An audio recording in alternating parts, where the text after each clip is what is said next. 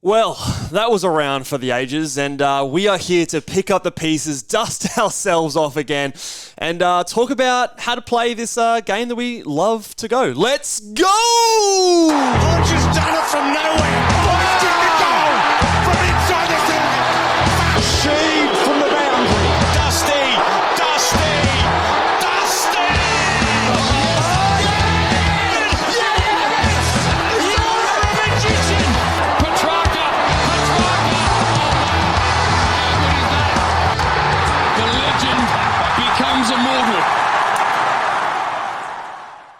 G'day and welcome to the Ball Boys AFL Fantasy Podcast. I'm your host, Mitch Casey, and you can find me on Twitter at Ball Boys Fantasy. And I narrowly survived this weekend, as did the person sitting next to me, Luke Rogerson. How are you, mate? This is dead set become like an AA meeting for me. I am a self-confessed addict. I beat up on myself when things go bad. I fucking love it when things are going good. It's not good for my mental health, mate. I didn't even cop many bullets this week. Yeah, well, we'll get to that in a sec. But he's still riding it. So if you're in that same boat, if you love to hate fantasy, then you're in the right spot because we do too. Yeah, well, it was a round. I mean, we've had a couple of big rounds. I mean, we were sitting pretty. Best 18s, weren't they nice? Weren't the best 18s a good time? Didn't mind them. Yeah, missed those days. But the last couple of weeks, we've just been getting bullets after bullets after bullets, and there were some big ones this week. I think we counted at one point. There was the potential for, if you copped everything this week, you were close to copping like 8 different bullets in a variety of ways, whether it was a weird sub, whether it was He ran out of shapes that he could make it all work, and his there was like a Venn diagram, then there was like a pentagram, and then there was 6 or 7. He started just drawing, it was a mind map by the end. Bro, dead set. There was, we love it when something goes bad for someone that's not in our team, but we'll be honest. But maybe we should cool that down a little bit. I think we should, because the Karma Llama spat in our face this week at the end. And the thing is, it got so bad that you started to actually feel sorry for people, which is 100%. It's tough. It's tough. It sucks when it all goes wrong, and when it rains, it seems to pour. But look, I think the takeaway from this round is no one missed all the bullets. The bullets hit everyone, some people more than others. Like Swiss cheese. Some people got that many holes in them. Just copping it left, right, and centre. But if you felt like hitting that delete team button over the weekend, the good news or the silver lining is we're all in a similar boat. I think a lot of good coaches had really poor rounds, so the boat's got holes in it too. The boat's got holes in it. The boat's sinking. We're getting the shovels out, the spades out. But I reckon to shovel water. Yeah, it's buckets, I'd probably grab a bucket, not a shovel. Anything you can. But yeah, we're trying to pick ourselves back up, dust off the the bullet holes, and if that can be done, and see if we can move on. So let's talk about our teams. Okay, yeah. And then we'll get philosophical later. How did you fare this week? Well, sort of midway through the round, I thought, people have copped lots of bullets here. I think I might be on for one. And but I only ended up with the 2035, which ended up seeing me go back, I think, about 200 spots or just shy of that. So I'm at 1736, which is not, like I said, some people absolutely copped it this week. But, I've only got my own self-interest in mind, so I'm worried about me. Yeah, and you had a big win over Hef in the Content Creators Cup, so doing all right over there. Just a little one. Just a little but a win nonetheless. I also, fairly similar, I would say. I had 2089. Like you, I was, missed the Tom Green, missed the Rosie, and I thought, okay, here's my chance here. I'm going to push into the top 100, but no, moved backwards for the first time this year. Enter Dane Zorko. Enter Dane fucking Zorko. And that last day I slid back a lot. So 159 for the overall rank. I had a win over Calvin, who did cop some of those bullets, although he got the Zorko. The Zorko did, close the gap in that last game. But to continue my, countdown to the top 100. I'm 31 points behind 100 place now, which was 9 points further back than the week before. So I guess, that 2100 was about par for the top 100. And I'm 300 points or 299 points away from first. So I slid a bit further back in that one, 69 points away. So maybe the car is... it'll take a little bit of luck. Hard to complain in that position, mate. That's it. So we are... But we will complain. We will Don't complain. You worry about that. Yeah, absolutely. We'll complain on behalf of everyone. That's probably a good segue to BOGs Flogs, eh? Let's do it. And the winner of the Norm Smith medal. You're an embarrassment to what you do, mate. You're an embarrassment. Plenty of embarrassments and best on grounds to talk about. I'll start positive by talking about Jake Saligo, who has been an absolutely inspired pick for those who went there. I know the name escapes me, but there is a listener who's very vocal in our Friday Night Live shows who's jumped on Saligo recently, and he's been messaging me and doing some victory laps and stuff. So probably Saligo going very well. I think so. I think he's up there. You cut me off that. Sorry, mate. Ruined that one. But yeah, I think he's been a great pick. It's a bit late, I think, now, but if you got him in, he is absolutely doing the job. 1:15 on Thursday night. Like I said, it's normally all about me, with this whole podcast, but I felt for Connor Rosie owners because you obviously you had the injured game 2 weeks ago. A lot of people were trading out. Well, this is the thing. People were doing the right thing, I think, and they were saying, well, he's going to be out. We're going to trade. That's just kind of what you do with the premium this time of year. And then they came and said, oh, no, he's good. He's good, He's good to go. He went to Live Golf on the weekend, so he's... Mate, go to Live Golf. Live Golf. He's ready to rock and roll. He can play the showdown. It's not an intense game. Tomato. It's like easy peasy. Yeah. And they just, they screwed these people, more than what they were already screwed. So, he may play this week. You never know. In which case, definitely a hold. Yeah. Just hold him, guys. He can't have a third hammy that he can do. So that's my flog, is just the Port Adelaide, the medical staff. Is it the coaching staff? I don't know. But Port Adelaide in general, they cooked a few people. So, who knows? Rough one. Collingwood versus Carlton, best on ground. And look, this is where I was feeling good about myself. Had the trade target number 1 from last week. Right. Nick Dacos had a phenomenal game. Had the sealer, that goal to win the game at the end there. 122, his best game since round 1. And he's going to be firmly on everyone's target list this week. So I feel pretty good about picking him at his bottom. So his now price is moving back up. Break even is under 100 again. And he has West Coast Eagles. So he is definitely someone we need to be getting into our sides if you haven't already. But it looks like Nicky Dacos was back. It did, mate. It did. And it's there's not going to be as many marks there for him this year, but the way he goes about getting the footy he's just good. Yeah, he's really good. He is indeed. Now, this one I flogged didn't immediately jump out to me, but anyone who might have still been on the Zachy Williams train there, that's a pretty rough one because he was looking putrid and then got subbed out anyway. So he did. Unlucky, Zach. You're the flog today. Let's move on to Sydney versus GWS. Now, this one I missed, but you caught a little bit of this. We were supposed to have the wet weather. Not as bad as we thought, but the ruck pig definitely got his snout dirty anyway, and he got the best on ground for this award and probably hurt a lot of people who traded him out. And I still think it was the method there was still smart to trade him out, but he put that on your head with 11 tackles, scored 134. His price just keeps coming up. Big dogging. I only caught sort of 5 minutes this game, and I got the moist meter out, and it said not super moist, but perhaps it was a little bit earlier. But what I did see in the Twitter sphere is that the big horse Longmire put an end to Lockie Whitfield and his good scoring it did seem as though Whitfield was being tagged within an inch of his life. So who was tagging him? Because again, like I said, I missed this game. Who? I don't even know, but I was just looking at the scores, and I was like, this is not Lockie Whitfield, bloody rain, hail or shine. So stinky. But look, I hope that given that that the Swans got up in this game, I hope that doesn't become a little cheeky blueprint. Yeah, that's the issue when you have something like this where go into the game. You would have thought the Giants were potentially the favourites with how well they've been playing, and bit of a, you could say, upset win. Although some of those sort of rivalry matches, the derbies, and that sort of can go either way. We saw with Port Adelaide and Adelaide, so we'll see. Hopefully, not a blueprint moving forward. North Melbourne versus St Kilda, best on ground. My spicy take was the best on ground here because Tristan Sherry, the big X-Man, he went 120 plus, just as I said he would. He got the 10 plus tackles, just like I said he would. And put a big 127 on the heads of those who traded him out. 40 hit-outs, 11 tackles.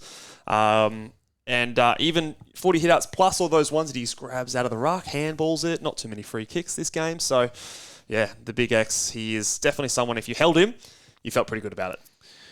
You know who I didn't feel good about? This is harsh here. This is harsh. No, this is not harsh. The Wang. Now, 104, mate. No.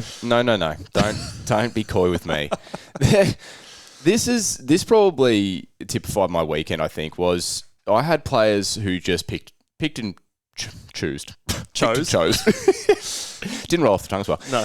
Picked and chose when they wanted to play football. Yeah. The Wang, 75 points, and my Wang was doing things for the Wang in the first half. 75 points, you know about it. And then from that point, 20 points in the second half? It was really the third quarter. He just completely stopped footballing. He had 9 points, 3 kicks, and nothing else. So. And you're a prick too, because I know you weren't mozzing him out in the open, but I know inside your head you were giving him a little moz. Mate, I've got him in bolter, so it was just a little half moz. That's just fucking coy shit. Rubbish. The Wang, be better. If you can score 75 points in a half, don't score 20 in the second half. You want a 150 there, don't you? Oh, yeah, well. No, especially he's reasonably unique, but yucky Wang. Yeah, yucky Wang. Yeah, so look, I think you'd be a bit harsh there, but fair enough. Send a message. High standards at the Melbourne versus Melbourne versus Geelong.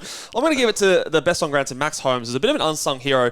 You think about all those mid-price guys in the midfield we started with: Carl Amon, Matt Crouch, Wines, all these guys. He was the one. He was the one that probably was the guy to select. He's going really, really well. He's dented Tom Stewart's scoring, as we sort of flagged in the preseason. But he is currently averaging...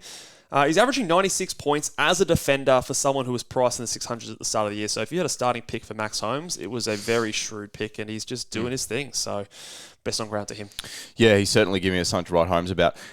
Now, the flog for the Melbourne-Geelong game was just game style, and I know you'll want to comment on this as well, because this was the anomaly of all anomalies. So if you go and have a look at the stats for ruck contest between Geelong and Melbourne, so Geelong average, if I'm right, the highest amount of ruck contests, just shy of 110. Go into the game, yeah. And Melbourne, I think, are in the top 5 for ruck contests. Yep. So 110's your mark. That's sort of what we're expecting from a game like this. And the game style, I'll say probably from Melbourne, the possession style game.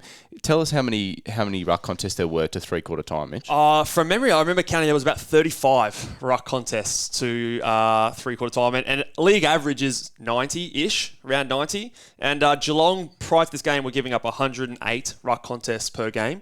So you basically got... Yeah, it was and I think it ended way down. They ended sort of around half of what their average would be in a normal game. And the reason that all this is important is because most of us had the C on Max after going someone like Sheasel or with the VC. And so ruck contest, well, Max ain't getting too much around the ground. So we wanted ruck contests. And to be honest... they finished with 68 ruck contests, which is a very low number, especially considering Geelong. They were averaging 108 before the game, and now they're averaging 103. So brought them down behind Brisbane as the second highest ruck contest stoppage team of the comp. So yeah, that last quarter was where all the contests were as well. So and that's where he went big. So that's what we expected. That's why he was the number one big boy, but just weirdly didn't happen that way.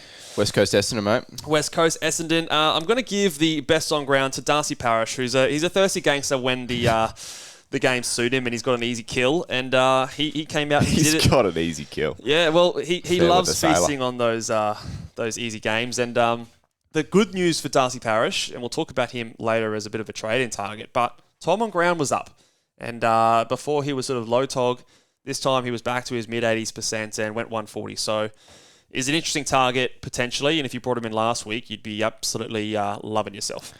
You can do the flog for this one too, mate. Archie fucking Perkins, mate. The Perky boy. Not only. Is it bad enough? You come in and you take the CBAs off Caldwell.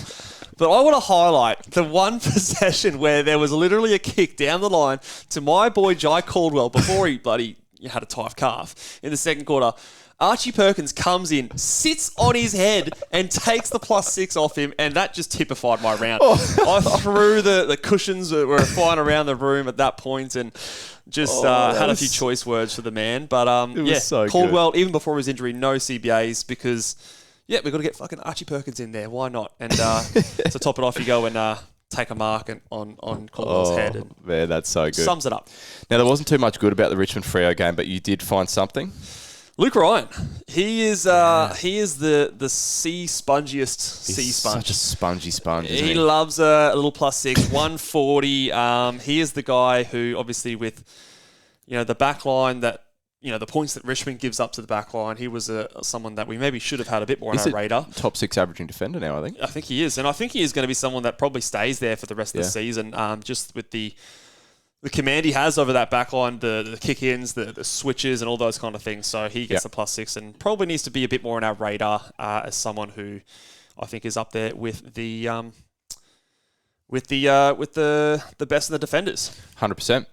Now, The flog for this one, this was a really tough one because I was out being dad of the year, to be honest. It took the family out to the Botanic Gardens. The Botanic Gardens. Yeah. Out there, we're wandering around looking at flowers and such, and just dad of the year stuff going on.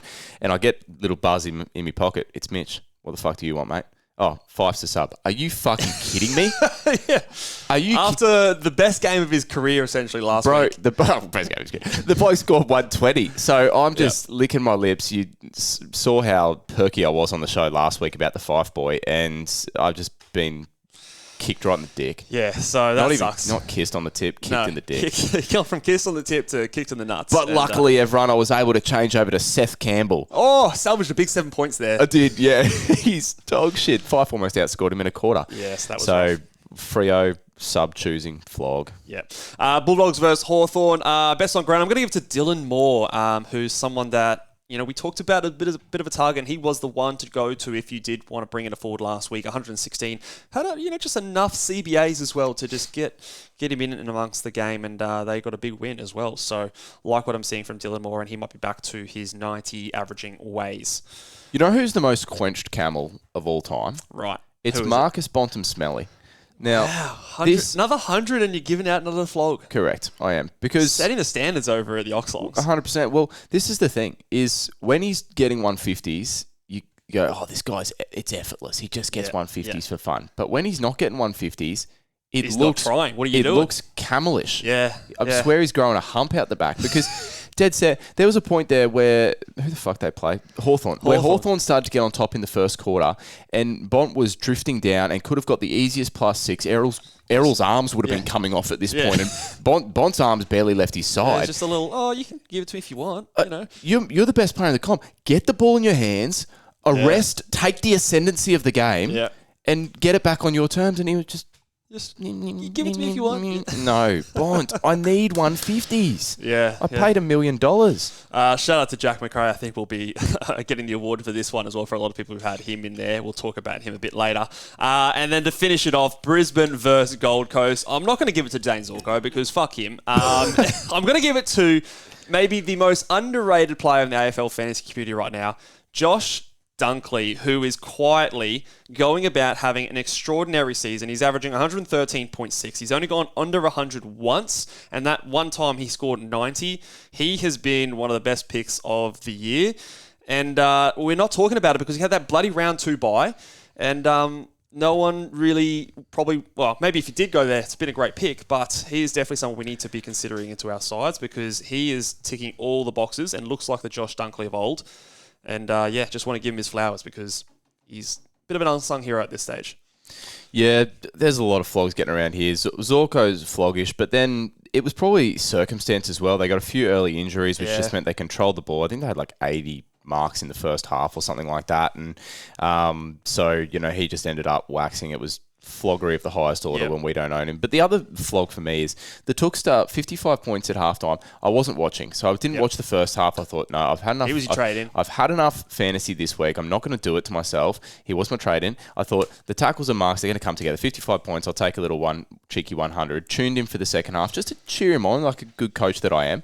And he just dog shit. Went to shit. Yeah. It fucking you would think with the amount of injuries that Brisbane had, they would have been out on their feet. Gold Coast should have had the legs underneath them. The midfield should have been dominating. You know what worried me as well is it was a little bit slippery. There's some slightly slippery conditions, and it just looked like the ball was just squirting away from him. Yeah. And you know what they've got coming up for the next 2 weeks? They do. They've got some slippery conditions coming up, and I'll tell you what, it took all that I had not to throw something at the TV.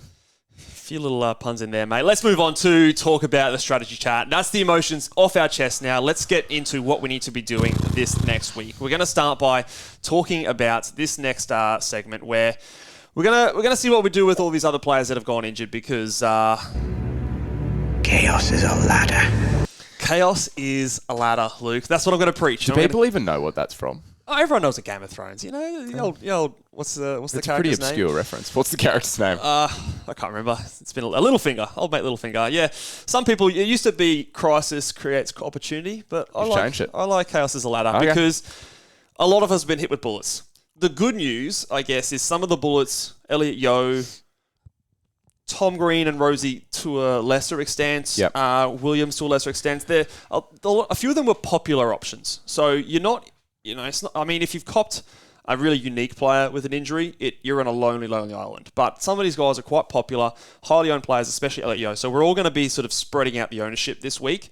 So before we talk about where we're going, let's talk about who of these players that are injured are must trades. So we've got Elliot Yeo, Tom Green, Connor Rosie, Zach Williams, Jai Caldwell, and I've thrown in Nat Fyfe, who's not injured, but he was used as the sub. Of those players, who do you think is the number one priority? Where do you think the rest of them are as must trades for you? Look, I think that Elliot Yeo and Zach Williams fall into that sort of must trade priority, maybe before Green and Rosie. So it's since come out that Tom Green might be a test for this week. I think Connor Rosie will definitely. He has to miss. I think he'll miss. But the reason I say Yeo and Williams is Williams, it was just time to go anyway.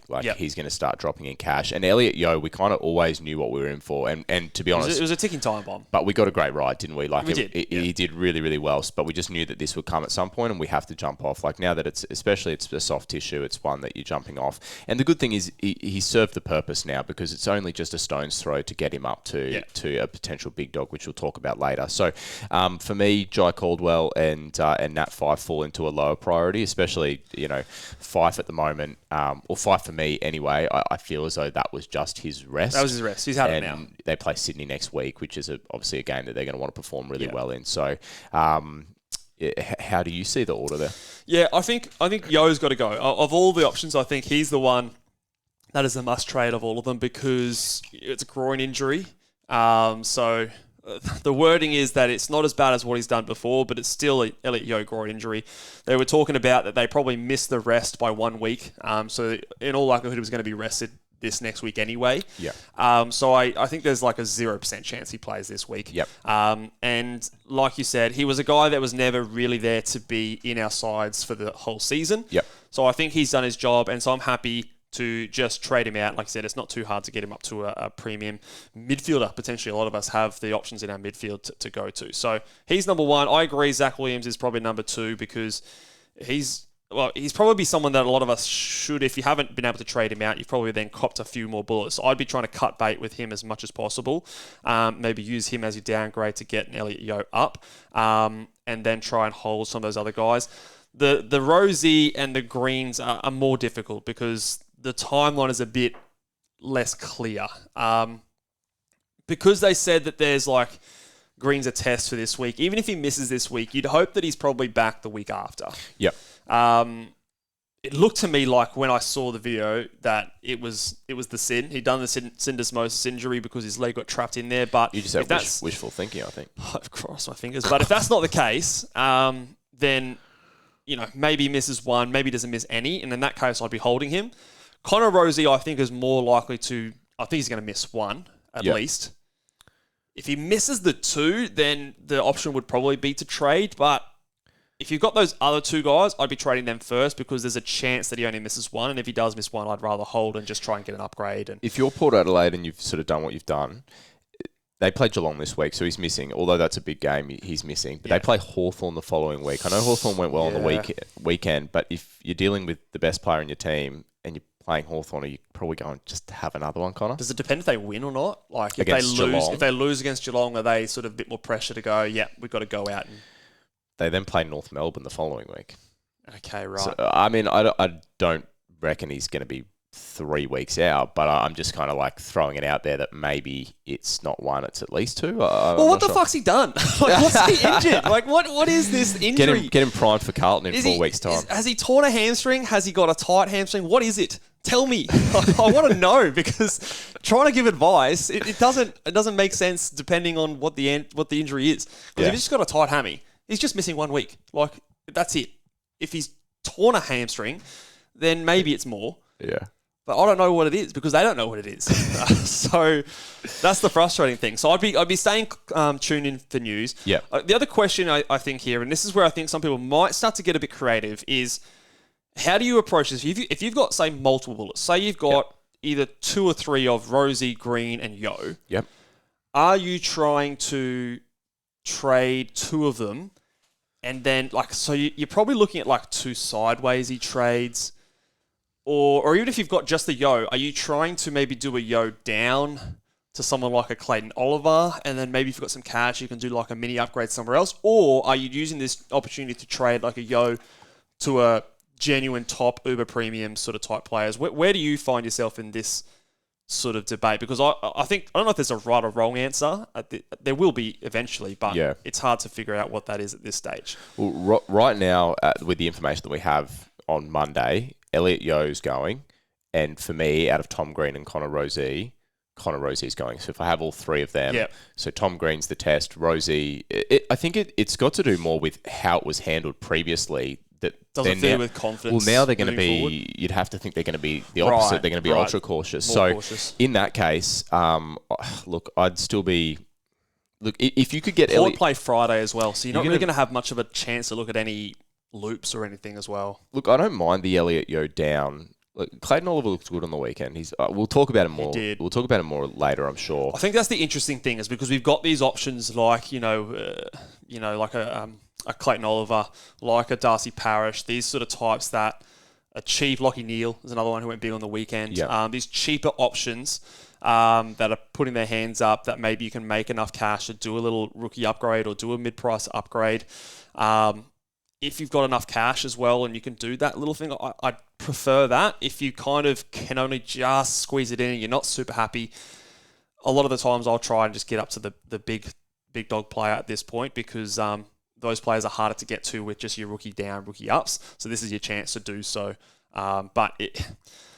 It's gonna depend on your priorities and how many bullets you have copped. It will be hard if you've got 3 of those guys. If you've got a Green, Rozee, and a Yo to sit 2 of those guys on your bench, especially we're not going to have any chance to look at any loops from guys for the Rozee one especially. So I think if you do have 3 Rozee, I agree with you. He probably is the one to go.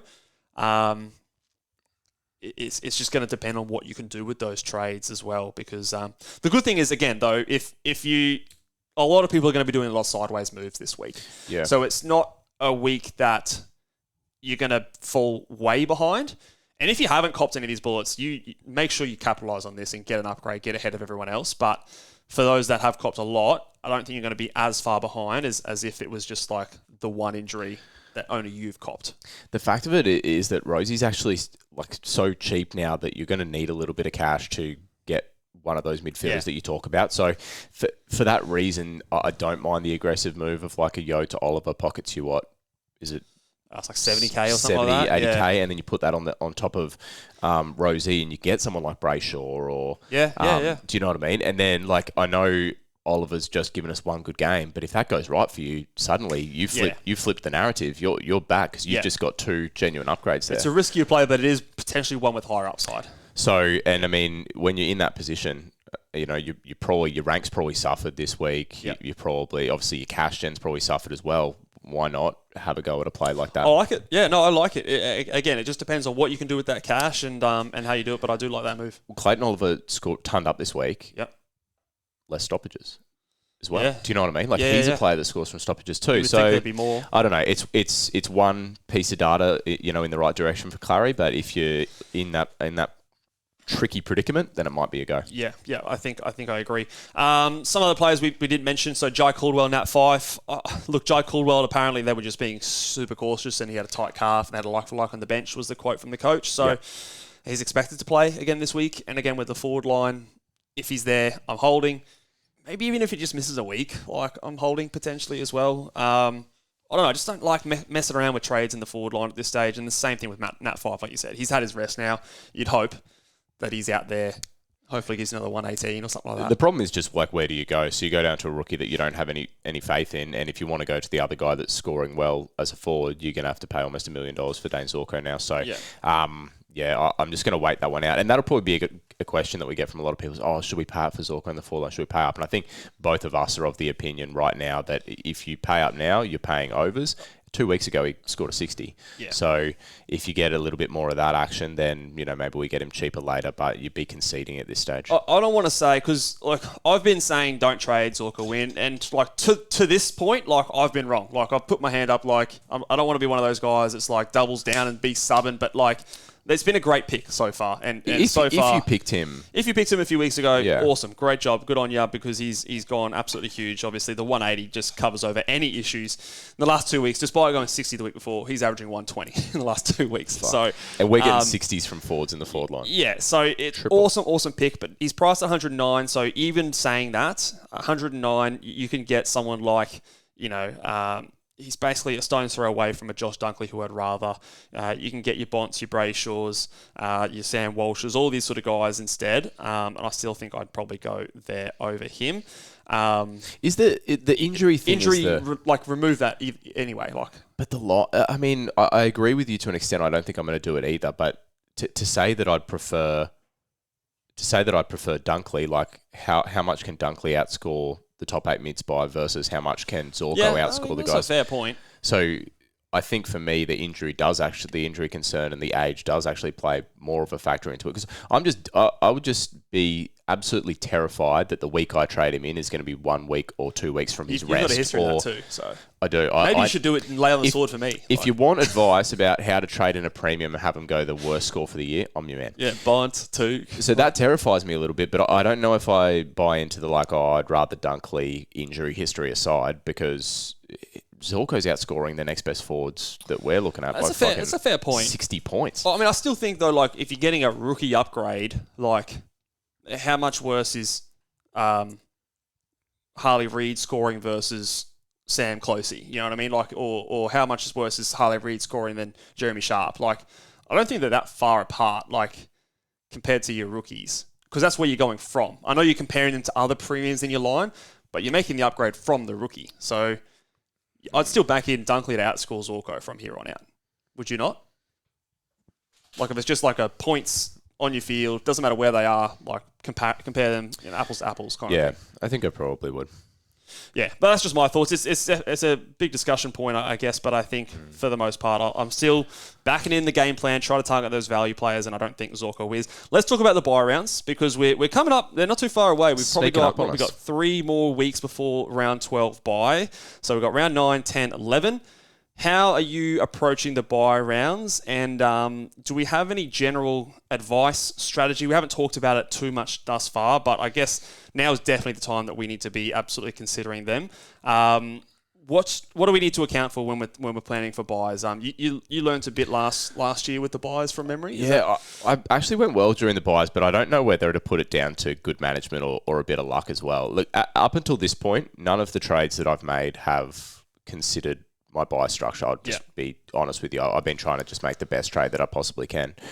Whether that's the right or wrong thing, I'm not sure. So at the moment, I don't think my team is looking too obnoxiously lopsided in any one direction. Do you think this is the week from here on in? Definitely, we need to be considering the buy rounds now. There's only 3 rounds before then.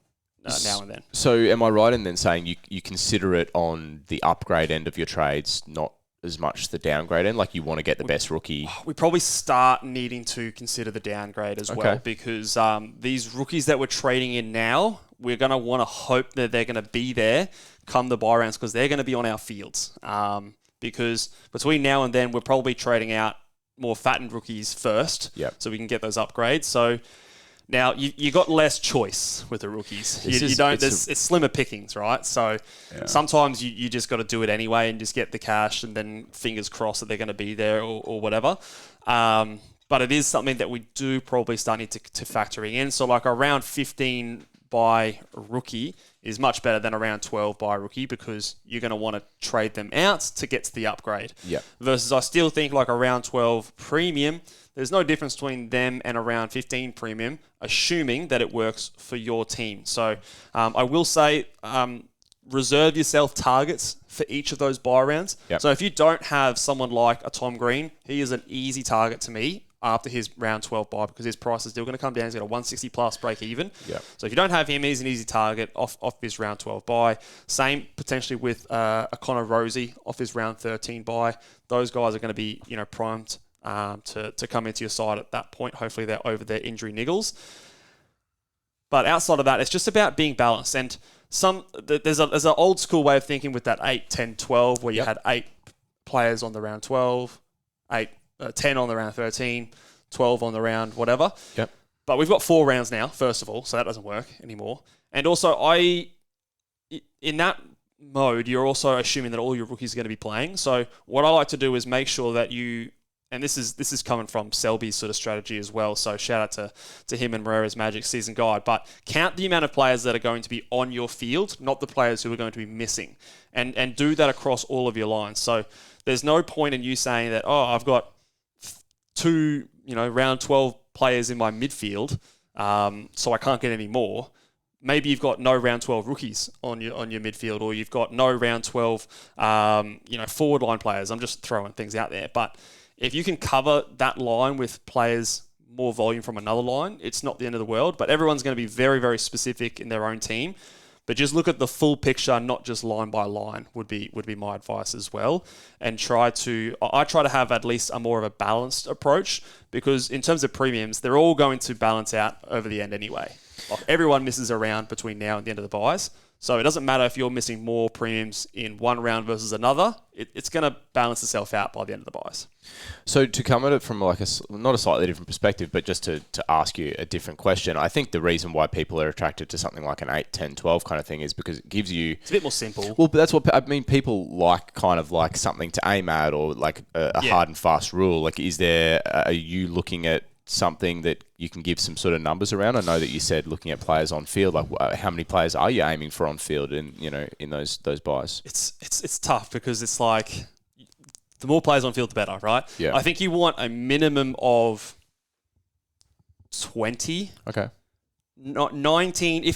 And you got to consider, like, who are the players on your field? Like, if you've got someone like, I don't know, who's a really shit rookie on your field, like Seth Campbell on your field, like, he might as well be a red dot, right? Because, his score's going to fall off. Yeah. But, like, who cares? So you're going to want more than the 18, because you want to make the most of that best 18, like we did in the early buy rounds. So the more players you have on the field, the better, the more scores are going to drop off. So I usually like to strive for that 20 is sort of my minimum, depending on how many red dots you have. So if you can go through your buy rounds and, count your rookies as well, make sure you put in the ones that you don't expect to be there. Like Harry Barnett is going to be a red dot for the whole thing. Yeah. So he's not going to count. And go through and count, okay, can I get 20 players on this round? Can I get 20 players on this round? Now, the later buy rounds, you've got more time to fix that up. Yeah. Which is why some people favour those later buy rounds. But you've also got to remember which of the players in that round 14, round 15 are you actually going to want to trade out. Because if you're thinking, okay, I've got more time to fix it up because I've got Dawson and Bont and Steele and Dacos and all these guys in the round 15 buy, you're not going to want to trade those guys out because they're bloody guns. So it's a bit of a difference between the premiums, Bont maybe. But if you've got like a mid-pricer like Sligo, well, he's a perfect guy that you can trade him out at that time. Yeah. Have an idea of what guys you're going to be trading out at those buy rounds, and factor that into your ability to be flexible. Right. Would be what I say. But maybe aim for 20 as a general rule. Cool. I think good discussion at the very least. All right, let's go into the next segment where we are going to be doing some shopping, which we kind of already have done as well, but let's put a list to it. All right, we're chopping. So number one, I've got Elliot Yeo. Like I said, I think he's a must trade. He's done his job.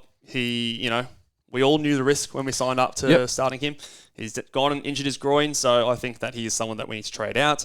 Zach Williams, I've got there number 2. He might be the last week I put him on here, because if you haven't got him out by then, I think you've held him too long. So he's number 2. Then I've got Green and Rosie. I've kind of cheated and put them both together because we'll wait and see what the news is coming out of it. We don't really have a defined timeline at this stage. Like I said, I think I'd go Rosie out before Tom Green. With the information we have at this stage, like it's come out and we've said that Green's a test, and I can't imagine a world where Rosie plays this week after even their acknowledgements of what happened post game. I just can't see a world where he plays. Yep. Then I've got your fattened rookies. So again, this is where I'd be trying to get rid of your fattened rookies. And look, we could name a whole bunch of different rookies here, but basically trade out your worst rookie that gets you the best player. I have no trouble with trading any rookie except for maybe Colby McKercher is the only one, maybe a Darcy Wilson as well. Those two are probably the ones I'd keep. Any other rookie, I think you can trade if it gets to the player you want. Does it depend? Let's say I'll just use Harley Reid as a sort of an example. Yep. If you're trading him down as your cash grab to upgrade somewhere else, would you not trade him knowing that whoever you go to in the forward line is gonna, like, as a downgrade option, is gonna be dog shit? So if they're on your field, that you've got to remember that if he's your downgrade, then you're replacing him with someone else. So you've got to then factor that into how many points of upside is this trade netting me. So it's similar to what we talked about with the Sherry thing last week. If people were going Sherry to Sweet, essentially, you're losing, like 15, 20 points per game there to make a 40-point upgrade. So your net benefit is 20 points. Yeah. So just factor that in. But if it still is the difference when you're getting like a guy who's just way ahead, then yes. But, compare him to like a Closey. There's like, $9,000, $11,000 between them. I'd probably trade Closey before I traded Harley Reid, because a lot of people are flip-flopping between him and Will Graham anyway. So you can usually just pop another guy on your field that you have more confidence is going to score similar. So that's just something to consider. But I have no issues trading out Matt Roberts at this stage. If he gets you the guy that you want, he's 630,000, break even of 82. Yes, he's scoring great, but if he still gets you to the guy you want, I say do it. But that will just depend on your team and what you can do with your cash. Now, last on the chopping block here, bad forwards. Who are you talking about? Yeah, I've just got bad forwards. So players like... It's all the forwards. Who have we got here? We've got Jai Caldwell, Jack McRae, Nat Five for some examples here. If you're in a luxurious position and you have dodged through those bullets, I think trading them up to some of the trade-in targets we're going to talk about in a second might not be a bad idea. The main guy I want to talk about here, Jack McRae. Oh, man. I would not be shocked if he is dropped this week, because they lost to Hawthorn. Yeah. And he just doesn't look very good out there. What are your thoughts on Jack McRae as someone who... He's just the gift that keeps on giving over the last, couple of years, 24 months. Yeah. He dead set. Every time we think that, hey, he might have turned a corner, he's got that DPP, it lulls us in. Yep. And it just ends up like this every single time, doesn't it? Like, what is he doing that a Riley Sanders can't? Like if even if you're just competing for now, like I look at what Riley Sanders does, and just in terms of just a speed, explosiveness point of view, and I don't know. I don't see it with Jack McRae. It's a head scratcher. And I thought there was potentially he was going to get subbed out on the weekend. They didn't, but I would hazard a guess that there wouldn't be anyone really that's in such a luxurious position that they've dodged everything. Especially how highly owned Yo is. So, but yeah, if you have, then you could consider a McRae up to one of those big dogs. It's more just a monitor, because obviously you're gonna have the information, but monitor that for the Friday night 5 o'clock or whatever it is, whenever they do announce it. But I would be watching him, because I don't know if his role in the team is super secure. He was probably the main one that the bad forwards list is there for. All right. Oh, man. Should we talk about some upgrade targets? Upgrade targets. This is where I want to have the bulk of the conversation today, because I think there's a lot of different ways that people can go. Yeah. At number one, I still have Nick Dacos. He's been the number one target for the last 3 weeks. Yeah. So I think this is the week you have to get him in. I think most of us should walk away from this week with Nick Dacos in our team. If you've got Elliot Yeo, trade him up to him in the defensive line. Done. Easy. Yep. Sold. It's like less than $100,000, I think, or close to. Yep. After that, I have a much harder time differentiating between the mids, some of the forward options. This next guy on the list, I think you're going to maybe, fight me on. Don't do it to people.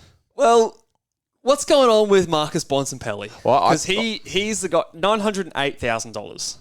Now, he was priced at $118 to start the year. He's now priced at $104. Where do we expect Bont to finish up? Because at $104... even if he goes 110, he's about 6 points unders. If he's, anywhere close to what he was last year, you've got a huge bargain on your hands. They just lost to Hawthorn. They've got Richmond this week. Is it a bounce-back Bont? In a loss to Hawthorn, I would be expecting a 150 from Bont, because you've got that easy matchup and the game's on the line. It's not like it this, wasn't a beat down. Do you know what I mean? It's not like it's this close thing where he goes and floats forward, kicks a couple of goals and gives you like a low 100 and you're like, oh, okay, well, he just didn't want to beat up on Hawthorn. It's like, bro, the game is there for the winning. So I heard Holmesy say something last week on the pod, which had never really even crossed my mind because I just love Bont so much. But what if Bont's season last year was just one out of the box and the anomaly, and he's just back to kind of 105? It's very possible. Bont, and he's still a great player. Don't get me wrong, but it's when he's not doing the effortless 120s, it's hard to watch because he's not like a Goulden. Like I was bloody carrying on like a pork chop before, but it is a little bit tough to watch. Now, I had to turn off, so I didn't watch the second half of this game. So if I think in the second half he's gone 60 plus. He's gone bigger. So if you want to tweet me and let me know, oh, Luke, he looked red hot in the second half. I'd be happy to fall on my sword there, but I couldn't even look at the TV. I had to leave your house in a huff and puff because I was It wasn't what you wanted to watch. I was not loving it at all. So he's playing 79% centre bounces compared to 81% last year. He's playing 83% time on ground compared to 85% time on ground last year. So 2% down in both of those categories, but his points per minute have gone from 1.11 to 0.97. If we contrast that to the year before, where he averaged 102.6, he's going at 0.98, which is basically the exact same what he's doing. The year before, he went at 1.00. Year before that, 0.95. So that's basically in line with, outside of that 2023 season, it's in line. It's in line with what he was doing before. Now, the difference between those seasons is that his CBA is at 79%. The other seasons, he was at 58, 73, 77. And in those years, he was, 106, and then 2020 was a COVID year, was 84. I don't do the maths off me, but that's a bit more of that mid to high 100s. I can see for people who don't have him why he fits the perfect stereotype for a trade-in. Dropped premium, a guy that's shown he can go big in the past, but just as a guy who's owned him, and I haven't even owned him since the start of the year, I would feel very nervous telling people to trade into him. So the thing that... Look, The thing that to me that makes it feel like it's different is the game style from the Dogs. Their stoppages are down this year. They're down a fair bit. The Dogs, to me, the club seems to just be in a state of limbo too. Like it's like they've got no idea what they're doing. Are we playing for now? Are we playing for the future? Do we want to beat shit teams? Do we want to beat good teams? Like we pants? Who do we pants 2 weeks ago? Was it St Kilda? St Kilda. We pants St Kilda, and then we go and lose to Hawthorn. There'll be a bit of heat on the Dogs this week. Do you think Bont comes out as a captain and puts up I always struggle to rely on those kind of narratives. Like there's no data. It's tough. I was hoping for a ceiling score this week, so I don't know. But I actually much prefer your third trade target here. Do you want to have a bit of a talk about your boy? So Andrew Brayshaw, and this is where these are probably the two players that I'm flip-flopping this week between them. So Andrew Brayshaw is priced very, very similar at 900 and... What I bring him up? 904,000, so 4,000 cheaper than Bontempelli. He does have the round 13 bye to Bont's round 15 bye. He's gone and put up a 125 against Richmond, and his CBAs, like we said last week, the CBAs are back to basically just a little bit under, but pretty much where they were last season. Now, there was no Fife on the weekend, and people might point to him going 125 because maybe Fife was starting as a sub, but I don't think that was the case. I think that was just because they had an easy opponent. His CBAs have been very consistent for the last several weeks. Maybe just this is the score that he's putting up now. So what do you think he can do from here on out? And is he a guy that goes 110 plus from here? I think he is, man. He is the opposite of Bont in terms of the fact that he's thirsty. He's desperate to get those short 45s. He's desperate to pop into space. And I think you probably just mentioned it there in saying that the role doesn't look as bad as what we thought it was at the start of the year. No. So, look, he for me is a guy that's definitely on my watch list as well. And he's a guy that we know has a ceiling on his day. The only question there is if his little counterpart is getting off the chain as well, because there are only so many points that can get around in that Freo midfield. The thing that I want to point to him and why I'm less confident this year than I have been in years past is it seems to me that the Freo Dockers have a very distinct game plan of trying to handball it more. His handball to kick ratio has been pretty bad this year, and I like looking at the stats, like that's the main difference between why his scoring is down. His tackles are down 1.2 compared to last year, but his marks are up. He's actually averaging more marks per game this season. But last year's kick-to-handball ratio was 0.93. This year it's 0.88. In the previous years, he's at over 1 before. So he's handballing it more and he's kicking it less. So that's basically the difference. And I don't know if that's going to change. That's kind of my thing. And Sarong maybe is just elevated to another level. Hayden Young's more in the midfield now. So there are a few things different, despite his role from a CBA percentage point of view being the same.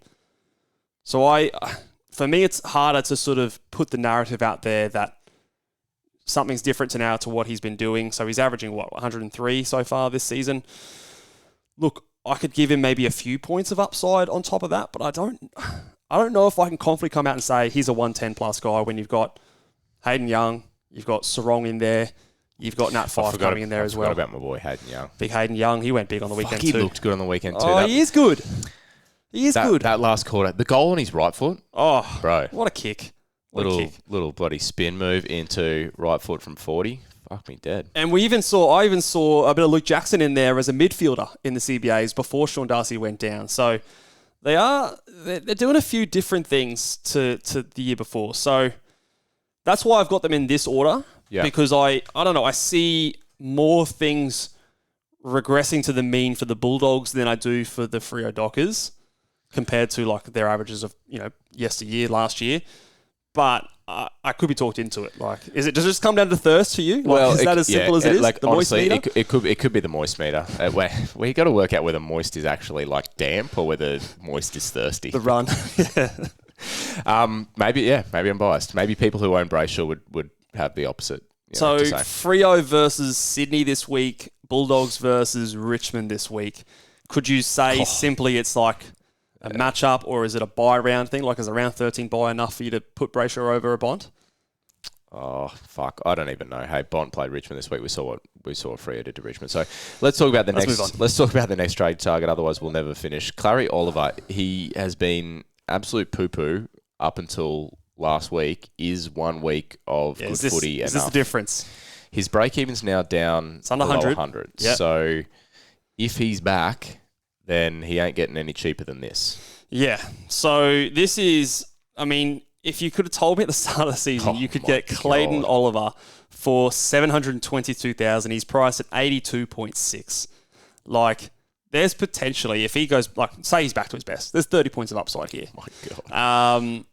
So there's no doubt he's cheap. He's absolutely cheap. Is the risk so minimal now that, is there risk associated? Like you said before, if you've got 2 bullets or 3 bullets and you're doing him as a downgrade, that's what I mean. That's a fucking great downgrade. Yeah, if you get an upgrade on the other end, it's like... Yeah. So I like that. There's only potential for a win. I don't know if I like it as much if he's your upgrade of the week. If you're trading Yo to him and that's it, and then you're doing something else. For example, for me, I don't have, Rosie or Green, so I'm not going to be looking at Clayton Oliver for myself because I don't know how much of an upgrade it is. And the Melbourne mids, they're not scoring. So yeah, even if you just compare him to his other teammates, Petrarca had another shit game. Yeah. I'm pretty sure Viney didn't play very well either, so he had an 86. So you're in the camp of see 1 more week? I'd wait if it's something that you don't have to go to this week. Okay, so if it's the aggressive move that is born out of the chaos, then it's that's fine. But if you've dodged bullets and this is just something that you're going to... Yeah, because I don't know if I've seen the ceiling from any of these Melbourne players that makes me feel like, I'm going to miss out on something big here, or... Yeah. You're jumping on because he's cheap. Yeah. But if you compare him to other mids, say you can afford someone better, I'd probably go there because he's still going to be cheap next week. He's not getting away from you in a week's time. Yeah. And they've got Carlton as well. They play the first game of the round, so the Thursday night. There's another maybe reason to not trade him in because you're locking in trade the first game. Yeah. And Carlton are a tough matchup for midfielders. Try telling that to Nick Dacos, but he's another story. But he is. He's a beast unto himself. So the other, when I think of this Clayton Oliver thing as well, I think of the Jack McRae big game from a couple of weeks ago where people potentially saw that big 120. Bevo said that he liked the role that McRae was in, and then people, okay, yeah, maybe McRae's an option. And since then, McRae's gone 90, then 66. So, there's every chance that that's the same for Clayton Oliver this week. We saw a good game. Maybe it's the one out of the box, and maybe he goes back to doing what he was doing before. So I don't suspect I'll be headed there this week. I'd like to see another week of what it looks like. But in terms of when he had the ball on the weekend, you were like, that's Clayton Oliver. It looked more like his old self. Yeah. It's more the game style that I'm questioning at this stage. And the other player that I've got on this trade target list on the screen here is Dylan Moore. I think he's the trade target of the forward line as well. I also still don't mind Liam Baker as well. He didn't have the score that Dylan Moore did, but his role was there, and I think that role's there to stay. So Baker and Moore, I think, are my options in the forward line. Dylan Moore's price is going to move a bit faster, so I jump on him first. They both have the round 15 buy, which I think is good for forwards, because if it doesn't work out, then you can maybe trade him out. That might be the kind of option where you're not married to it come that round 15 buy, and it is a trade that you can maybe fix up your structure a little bit. So I like him there. A couple of other cheap options in the midfield. I want your thoughts on Lachie Neale and Darcy Parish, who are not quite as cheap as an Oliver, although Lachie Neale is still under 800k. Lachie Neale, how about Brisbane having two players on track to score 200 at halftime? Ridiculous. Last night. So what was different? Why did Lachie Neale pop this game when the previous games he was going 62, 75, 83, 78? What's changed for Lachie Neale? Has he been injured? Has he been sore? Like have you heard anything from Neale or anything like that? Maybe you can put this one down to just an out-of-the-box game. Maybe he gets up for a Q clash. We're back at the Gabba. It's a little bit slippery. We know how clean he can be. There's the potential that he's over some injury, and we see it again this week, and then we all go, okay, well, he's a guy that we need to have. He's never been a guy that has been capable of taking a fantasy season away from you with consistent 130s or anything like that. But he did something similar to this last year, That's it. At the price that he's at the moment, if he's giving you, 100, 105, I actually really like the Brisbane Lions run over the next 3 rounds. They've got Adelaide this week, and then I think they've got another good couple of runs coming up. So Adelaide, Richmond, Hawthorn going into their bye. That's the best run of the next 3 rounds. Is the round 12 bye, but like I said, I'm not as an issue with that, especially someone cheap like this. He's probably going to go up in price a bit quicker because his break even is lower than someone like an Oliver. So there's a world where I actually think I prefer him than Oliver, but you're basically sidewaysing Yo to Lachie Neale at this stage. Yeah, he's very, very cheap, and he's got a good run. And the time on grounds, the CBAs were all there. Yeah.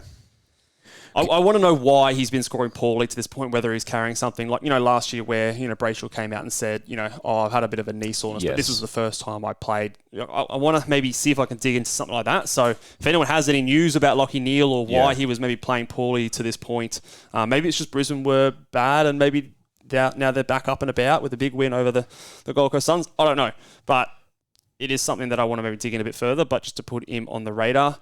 Your mate, Darcy Parish. No? Not sold yet? No. Why are you not sold yet? Is it just the fact that he's beating up on shit teams? I have a bias, I guess. Yeah? Yeah, I'm not the person to listen to on Darcy Parish, but you're not wrong. He got up for a big medal game, and then, West Coast, he filled his boots as well. So, Giants next week, but then he goes into North Melbourne and Richmond. So, if you're talking about filling up on shit teams, then there's the potential there. I wouldn't listen to me on Darcy Parish. I've just got. I have a very hard time placing Darcy Parish in terms of my projection for him. I really don't know what he is. Last year, he was the guy that was in that top 8 discussion. He was very high floor, very consistent, got his disposals all the time. I don't know what he is this year, and he's not as cheap as those other guys. So he's 847,000. That prices him at a 97. So if he is that guy and he's returning back to that sort of 106, 108 guy, it's a great buy. But if he's like a 100-ish kind of guy, I'm not as enthused. So Rosie at a similar price, do you just do Rosie to Parish this week? It's reasonably sideways. Parish's break even's now at 66. He's got GWS, but then he goes into North Richmond. Could you just kind of? Yeah, it's hard. I think I'd almost rather go down to those cheaper guys. try and get a cheeky upgrade on and the then other get an end as upgrade on the well. other end. Almost like a double upgrade if that cheaper guy pops. But Yeah, that's my initial feelings. But like you, I don't really know why I think that. I just have a hard time if I don't know what I expect from a player, I have a hard time jumping onto them because he's been up and down and the time on ground, and Caldwell was injured this game. Setterfield's yet to come back. Like, there's just a few moving pieces over at Essendon at the moment. They've been playing really well recently. Maybe that swings back around the other way. Hard to say.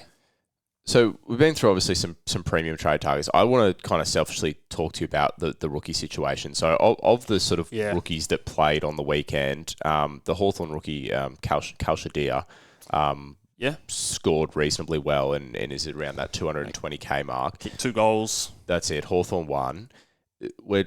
Sometimes we talk like, oh, there's just, one down, one up. Like, there's just this abundance of... It's got rookies everywhere. Here.